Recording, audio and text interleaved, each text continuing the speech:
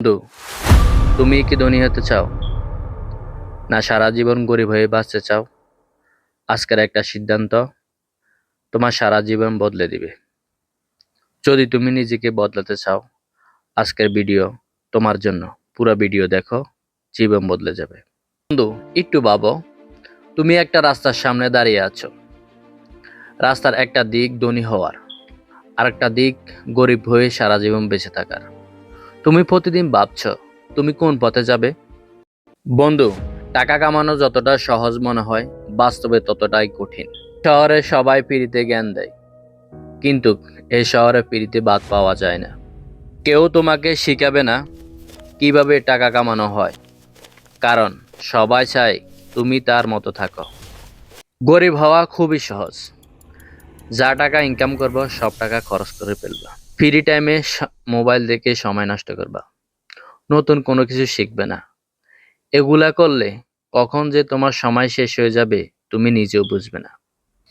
ধরো তোমার কাছে 10 টাকা আছে, সাধারণ মানুষ এই 10 টাকা খরচ করে, কিন্তু বুদ্ধিমান মানুষ চিন্তা করে কিভাবে 10 টাকা দিয়ে 11 টাকা 12 টাকা বানানো যায়। এই চিন্তা তোমাকে অন্যদের থেকে আলাদা করবে। ধরো তুমি 10 টাকা ইনভেস্ট করেছো, ওই 10 টাকা 12 টাকা হলো, 1 টাকা তোমার নিজের জন্য রাখবে, আর বাকি 1 টাকা আগের 10 টাকার সাথে মিলে 11 টাকা আবারও ইনভেস্ট করবে।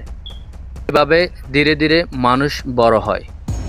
বন্ধু, ধরো একজন লোক চিটাগাং থেকে ঢাকা যাচ্ছে।